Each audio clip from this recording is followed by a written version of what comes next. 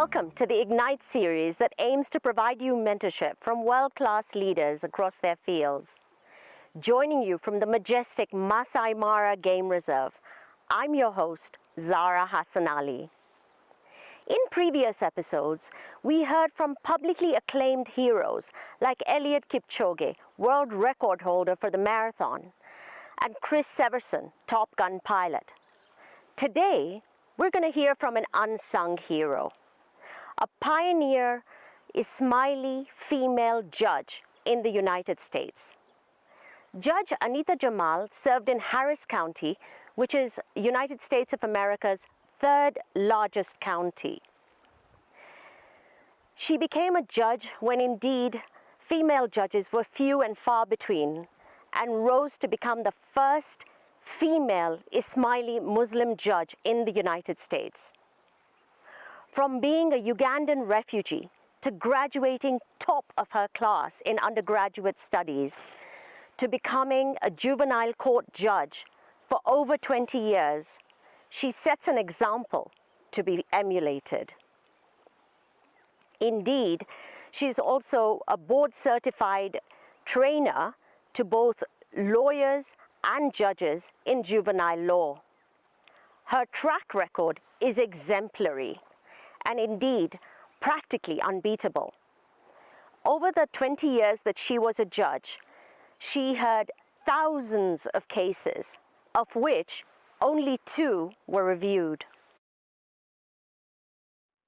Thank you so much for gracing us with your presence, Your Honor. Thank you very much for taking the time.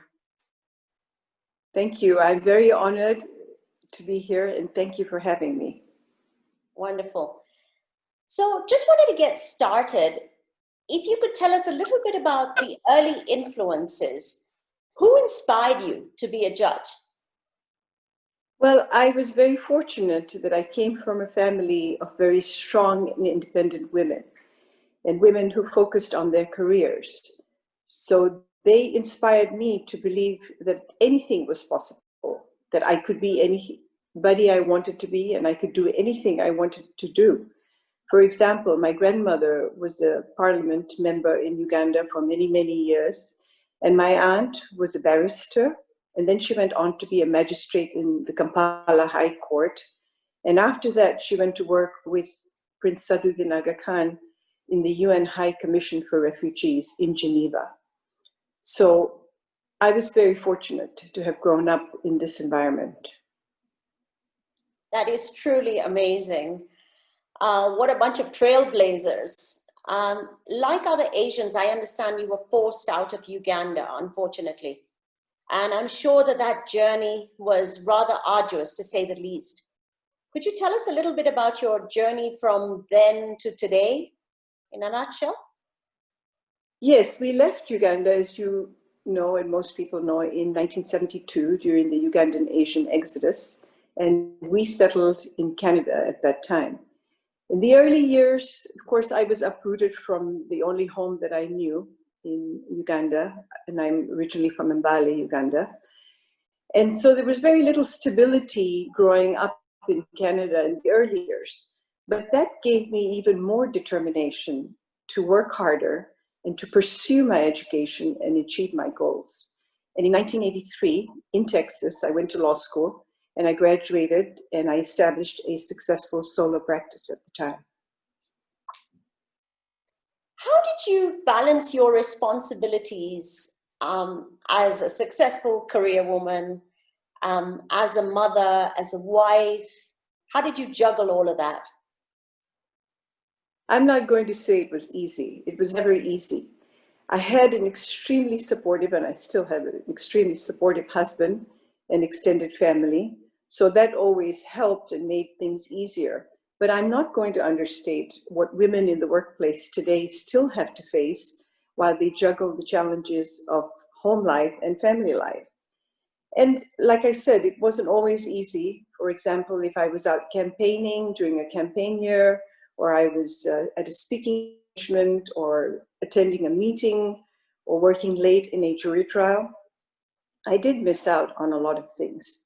But I think that probably the key to my being able to overcome some of this was by being extremely organized and efficient with my time. And that allowed me to just carve out pockets of time when I could be involved and attend my children's school activities, their sports activities, as well as their religious activities during the weekend. That sounds like you held a number of different jobs all at the same time, and all seem to be done with such perfection. Well, I don't That's have pretty perfection, but commendable. I had a lot of help, a lot of support from my family. So female Ismaili judges are a rather rare breed, as you know, around the world. One would say that you're probably an elite. What made you choose this career? Well, as I stated earlier, that I was in solo practice, private practice for approximately 10 years, and I found myself gravitating towards juvenile defense work. And that was because I really wanted to advocate for children that were abused and neglected, and also children that were getting in trouble with the law. So that's how I gravitated towards juvenile defense. However, gradually I started to want to see how the other side operated. So that's when I joined the Office of Prosecution, and I became a juvenile prosecutor for about 4 years. But I wasn't happy or content to just stop there. I wanted to see yet a different perspective on the law. And in many ways, I felt the system was flawed. So this basically prompted me towards the path of becoming a juvenile judge. Right, fixing a system that's flawed and making a difference in the lives of an entire system. Could you give us an example whereby you made a difference in the life of, say, one child through your work? We had jurisdiction over abused and neglected children. So the example I would give you is foster children that were in care, in the state's care. And I recall an instance where I had a terminally ill young man who had been in foster care. He was a teenager, about 15 years old, had been in foster care most of his life, had not had any visits with his family, had not had any contact with his family for all the years that he was in foster care for various reasons. But now that he was terminally ill, I enabled him to renew his family contact, so he was able to have visits with his siblings and his grandparents in the foster home, and even while he was in the hospital in his last stages. And to me, that was most rewarding because it really allowed me to connect with the child that I was serving in my court. And that was very compelling for me. I truly wonder how many judges actually go beyond the hearing, above and beyond to make such a difference in the lives of the many that grace the courtroom. I would think that there probably aren't very many who did what you did. Is that correct in my understanding? Well, I'm not sure. I can only speak for myself. And traditionally, judges are triers of fact and have to remain impartial in a case. But because I had jurisdiction over abuse and neglected children and also child custody cases, the law permits us in those instances to actually conduct private interviews in chambers with the child and talk to the child. So, in my opinion, it's important to talk to a child, but it's even more important to listen to the child and hear their story, because the child feels that somebody's listening to them. And hearing their story is very profound and very important for a child, but it's also very compelling for me. It was probably the most compelling part of my job. But again, because the law allows us to have these private interviews, I was able to do this as perhaps many judges were and still do. Well, that's great. When I take a step back, I would think that becoming a judge and navigating not only the politics of the country, but also the politics of the workforce is probably a work of art. How did you navigate the system to become a judge in a time I, where there were probably very few women of color, let alone Ismaili judges in the system? 20 years ago, when I joined the judiciary consisted mainly of, or was predominantly white male judges. There were, I admit, very few women and even less women of color. And I probably felt that the biggest challenge for me was that my decisions were being undermined and that I wasn't necessarily given the autonomy that I had worked so hard for. But my way to overcome that was to expand my knowledge base. So, for example, I took the juvenile board certification exam while I was on the bench, and I participated in a lot of continuing education seminars, and I also spoke at, and I was an educator at continuing education seminars, not only for lawyers, but also for judges.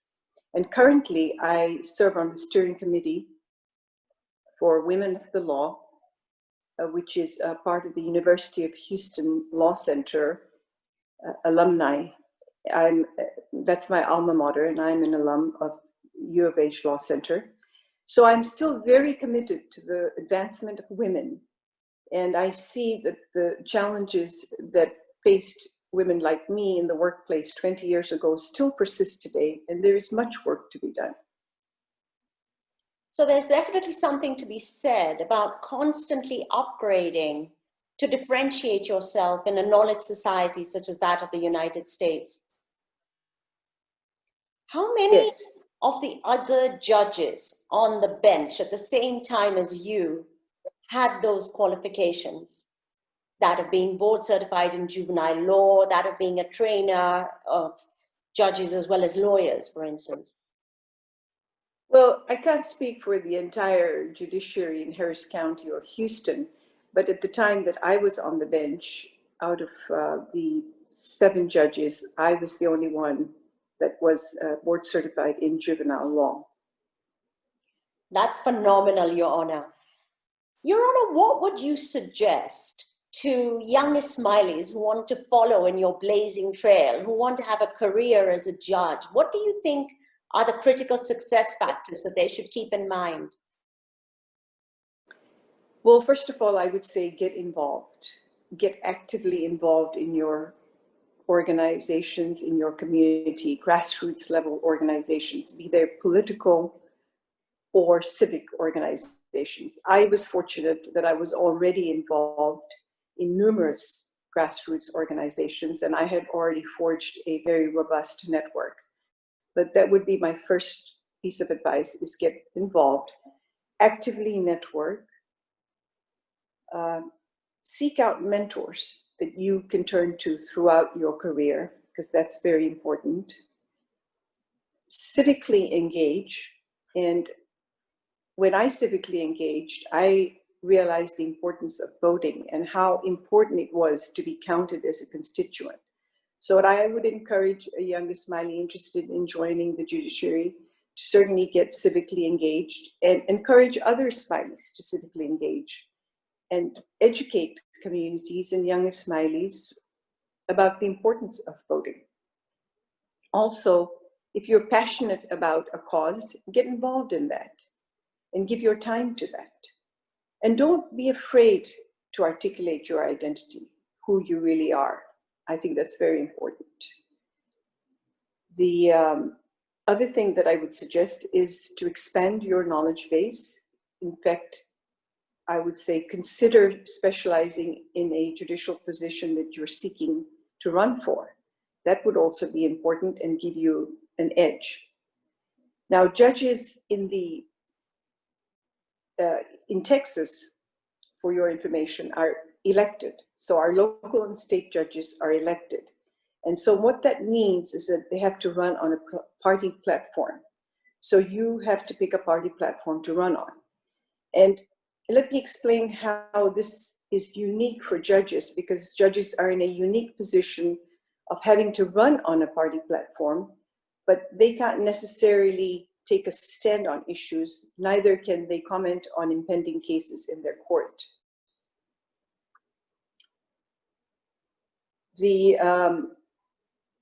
Probably the most important thing I would say for somebody that wants to run for office as a judge is, besides being actively involved and networking and building professional relationships in the community and being engaged civically, be kind and humble at all times. That is so important. I recall a very senior and very well-respected judge years ago told me, he said, Aneeta, you know, it's nice to be important, but it's more important to be nice. And I'll never forget those words. And I try to keep them at the back of my mind throughout my career. I know for a fact, Your Honor, you definitely walk your talk and you live those words. That's always been my impression of you at all times, Your Honor. Thank you so much. No, very kind. you're welcome. Thank you for gracing us with your time. Your Honor, how as a community can we avoid juvenile delinquency? Well, statistics indicate and evidence-based studies have indicated, to my knowledge, everything that I have read and reviewed over time, that early on in a child's life and throughout their teen years, if they're exposed to extensive community involvement and they have strong family support, those children are much less likely to engage in delinquent behavior. So community involvement, family support, just being there for the child is so, so important in the early years of a child's life. Certainly true to the expression that it takes a whole village to raise a child. It's absolutely. An old African saying, I believe. Well, thank you so much once again for being such an inspiration to us, not only Ismaili professional women, but I think women of color and women in general, because this is definitely a difficult career to be in, and to be so successful with a 99% success ratio is just probably unparalleled. And we really appreciate you sharing your insights.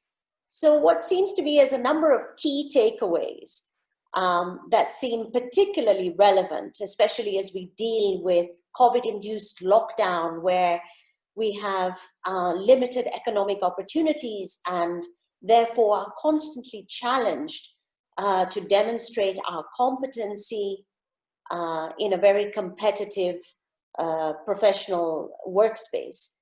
For instance, you talk about continually upgrading your knowledge to differentiate yourself and remain relevant in a meritocracy. I think that really stood out for me and resonates with a lot of what our Imam's guidance is about. You know, constantly learning, constantly trying to educate ourselves as we go along. The second thing that really interested me was your determination, your grit.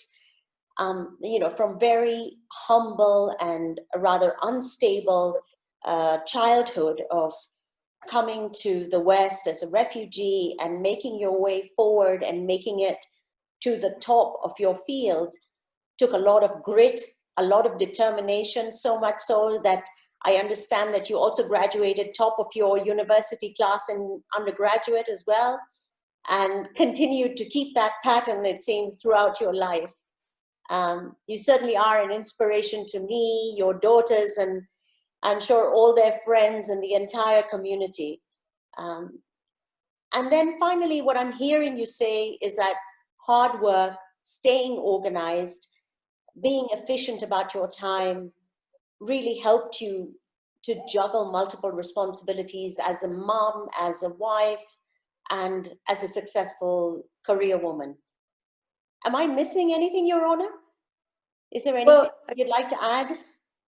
Just to resonate that, yes, mentors are very important in your life at an early age, because I certainly was taught to believe that anything was possible. And as you said, in the words of our Imam, meritocracy. It's going to be, and it is already, a society of meritocracy. And you not only have to be good at what you do, but you have to be the best at what you do. But you also have to have that balance between your family, your work life, and your personal life. So those are very important. I think if young people just keep that all in mind, because the balance has to also be there, as well as the hard work and the spiritual balance too. That certainly has to be there with your work life. Extremely important. Something about spiritual balance and how that might have helped you. What has it meant for you? For me, it always meant that my family was there, my community was there, my Jamaat was there, and that was always my fallback, because when times are hard, that's what you turn to. But it shouldn't just be when times are hard, it should be always, because that's how you maintain the balance. So it seems to be a keystone of success almost, to have that spiritual balance in place and everything else builds around it. Absolutely. And I try to instill that in my children at a very early age also, that as well as working hard, they had to balance their spiritual lives, and they were very involved in their religious education community and their RC classes, and continued to be counselors at camps, Aluma camps, and were very involved with the community. And I think that helped them achieve their balance also. Certainly. That's absolutely fantastic. And then other strategies that you spoke about networking, socially and professionally, and having good mentors and making sure that you're engaged civically. I suppose those just kind of build on once you have a strong base, so to speak. Yes, absolutely. I think you've got it covered. Absolutely. Thank you so much. Thank you so much for your time and all the pearls of wisdom that you've shared with us. And I'm sure it's going to be invaluable as people try to replicate your success, both, if they decided to become a judge, or even these lessons are easily transportable to any sector and any field of life. Thank you so much for taking the time, and wish you all the very best in your current endeavors and going forward. Thank you so much, Sarah. Thank you for your kind words, and thank you for having me. Thank you again.